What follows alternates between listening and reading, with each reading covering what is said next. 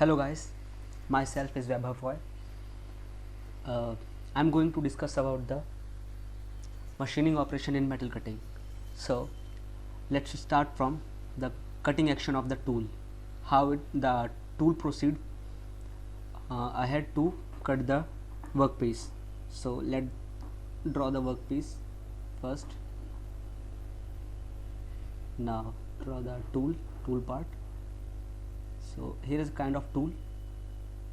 It is touched to the workpiece at the end, and there is two planes.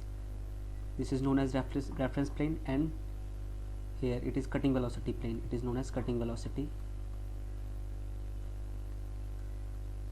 plane, and here it is a reference plane. So these are the snapshot of my notes. So here it is a reference plane. So from here we measure the we measure the rake angle. The rake angle it is measured from upward of the measure. It is measured from or on or above the tool face. The tool above tool surface is known as rake face. This tool surface is known as rake face. This part of tool is known as rake face, and the lower part of the tool is known as flank face. And the angle between the tool face and the reference angle is known as alpha, which is known as a rake angle. And this part of this angle is known as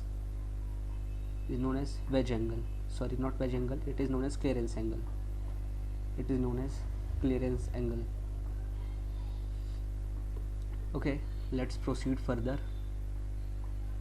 What I was discussing about.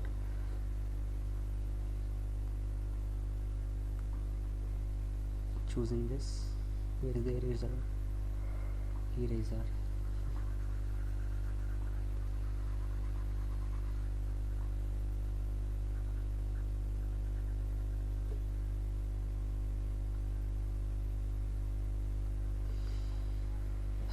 Hello guys, myself is Vaibhav Roy. Today I am discussing about. Hello guys, myself is Vaibhav Roy. Today I am discussing about the machining operation in metal cutting. So let's proceed further. So let's make the first workpiece and tool interface. This is workpiece, and this part is tool. So how it acts? Let me make two planes further. This is known as reference plane, and here it is the cutting velocity plane. I'm not writing here.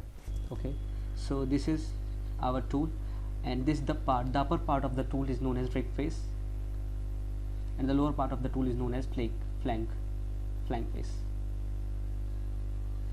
Okay, so the angle between the workpiece and the flank face is known as clearance angle. So these are the basic terminologies in metal cutting. So here is my snapshot, which is taken by me. So let us understand in this snapshot. Here it is the tool face. Sorry, not tool face. It is a workpiece where tool is doing his work, means cutting the workpiece, and the upper part of tool is known as rake face, as I told you before, and the lower part of the tool is known as flank face, and here it is the reference plane, and here this alpha is known as rake angle. It is mentioned here, rake angle, and the clearance angle, it is the angle between the workpiece and the lower part of the tool. Now proceed further. What happens when tool move ahead, it starts cutting the metal, and the metal cutting in form of chips. Metal cutting occurs in form of chips. These are very minute metal particles which is cut by tool, and that's it. This is the machining process. So which is that part which is not yet cutted by the tool is known as the undeformed chip part, and the part which is cut by the tool is it is the part of deformed chip thickness. What happens when we applying the cutting action on the workpiece? The strain energy is released during the cutting action, which which leads in the increase in the thickness of the chips. So one more terminology we are discussing about the chip thickness, ratio of chip thickness, which is known as T by TC, where T is the undeformed chip thickness and TC is the part of which is cutted, which is already cut.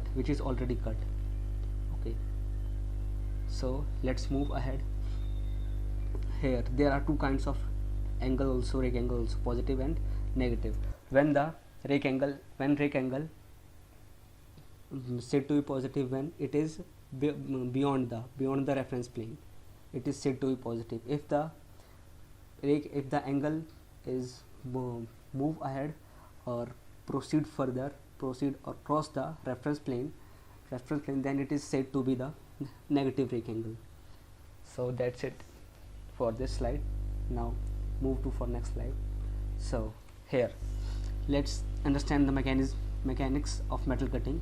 So here there are two kinds of metal cutting, orthogonal and oblique cutting. In orthogonal, what happens, the tool is the angle between the cutting velocity and the cutting edge is perpendicular, so that's why it is known as orthogonal machining. If it is not perpendicular, then it is said to be oblique cutting. So here B is the width of cut, and the V is the velocity of whom, velocity of tool, and theta is not equal to 90 degree, which means it is oblique cutting. Cutting edge and the velocity are not perpendicular to each other, which is known as oblique machining. If theta is 90 degree, which means the cutting velocity and this edge is perpendicular, then it is said to be a orthogonal machining. So that's it, orthogonal and oblique. If just only remember if theta is 90 degree, then it is said to be orthogonal machining, orthogonal cutting or machining. If theta is not equal to 90 degree, theta, what is theta? It is the angle between the cutting velocity and the cutting edge. It is the angle between cutting velocity and cutting edge.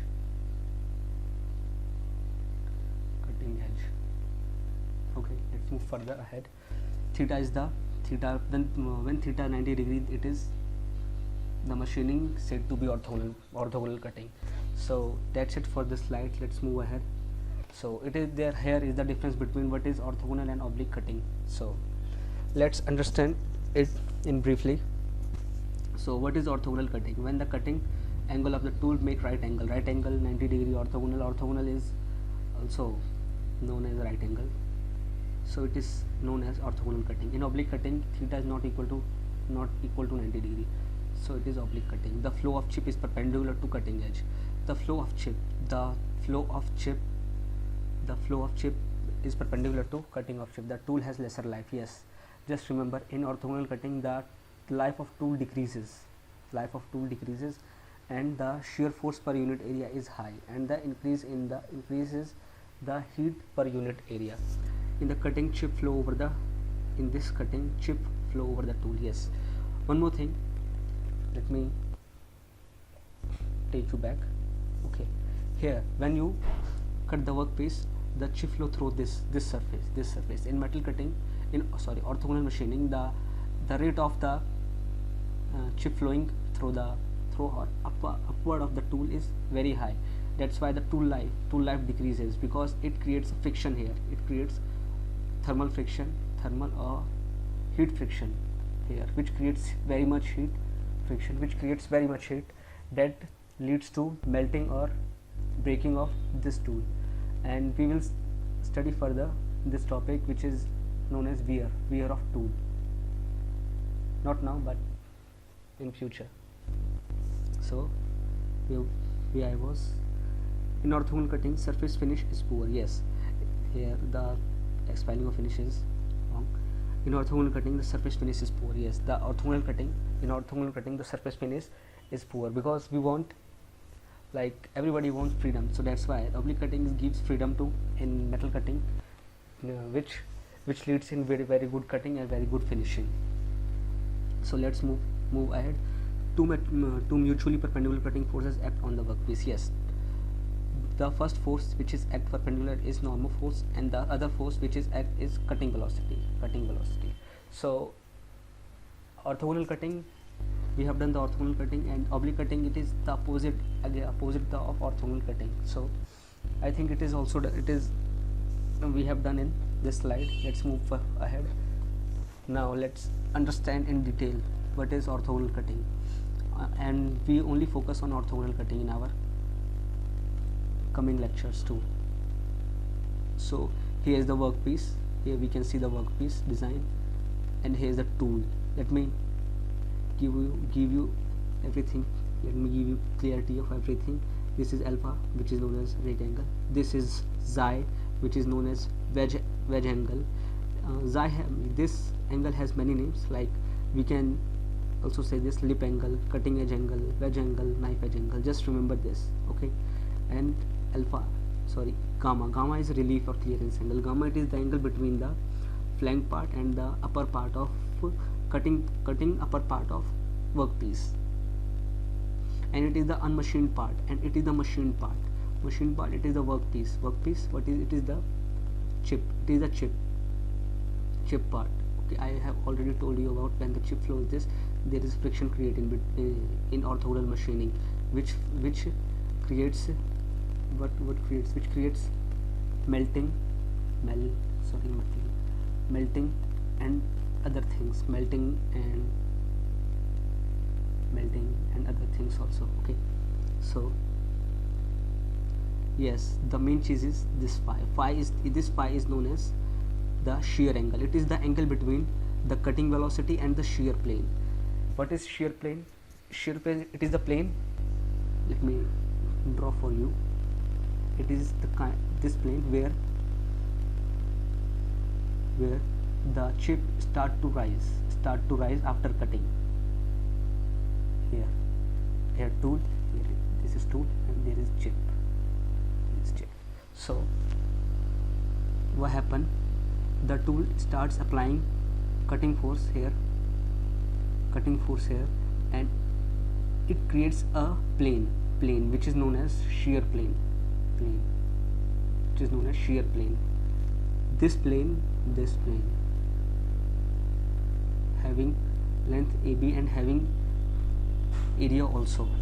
So what is shear angle? It is the angle between this rise, when the rise of chip agar, and this where the cutting velocity starts.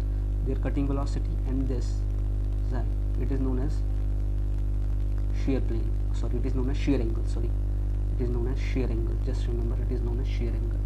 Let's move ahead. The part which is uncut or not cut yet, we said that it is T, undeformed chip thickness, which is not cut yet, and which is cut is, we say that it is cut chip thickness or deformed chip thickness. So what happens? The thickness of this is not equal when tool starts cutting the workpiece, because when the cutting action apply on the workpiece, the chip or the workpiece starts to lose strain energy. In which strain energy, when it starts losing strain energy, then its thickness also starts increasing. So here I have already mentioned, if chip cut from workpiece, it will release strain energy, which in turns increases chip thickness. Just remember this part. If tool is applying on the workpiece, then it show chipping or chip formation occurs. During chip formation, the chip starts releasing the strain energy, and which leads in, when it starts releasing strain energy, which leads in increase in the length or say the thickness of the chip also. Let's move further ahead. So I already told you about this, that the cut chip thickness is always greater than the uncut chip thickness. AB is the length of shear plane. Here is the shear plane, it is the length of the shear plane, angle between rake face and the reference plane is called phi, psi, alpha. The angle between the rake surface, here is the rake surface. Rake surface is this is the rake surface, and the reference plane, the angle between the reference plane, and I already told you what is the rake angle. The angle between the rake face and the reference plane and rake face is known as alpha, orthogonal rake angle. Okay, let's move further ahead. Yes, one more thing. If the alpha increasing, then it shows positive rake angle. If the alpha go beyond the reference plane, then it shows negative rake angle. This thing I also already told you guys. So here we can see that third position of reference planes is having very high alpha, which means it is having the third plane having very high rake angle, and second having less rake angle than third, and as well the alpha means the first having the smallest. So move further ahead. Now this is the last part. I'm telling you how to calculate the shear angle. It is the shear angle sin phi. Here I am considering the shear plane. Here AB is a shear plane line. Okay, and T is the thickness of what? Thickness of undeformed chip thickness.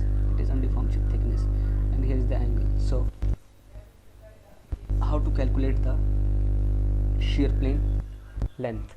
So we can calculate the shear plane length by using sine rule. Sin phi is equal to perpendicular upon my hypotenuse. So using here it is perpendicular and it is hypotenuse, so we can able to find the AB. Now move further ahead. So here it is the length of shear plane. Now how to find shear angle? Shear angle, we can find the shear angle by tan alpha. Just remember this, tan alpha is equal to tan phi. It's tan phi. Tan phi is equal to r cos alpha upon my r 1 minus r sin alpha.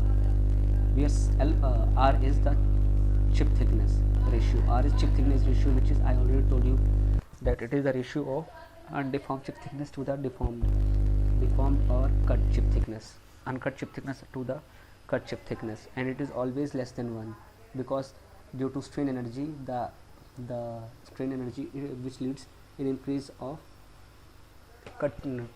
the thickness of cut chip, which is cutted by tool.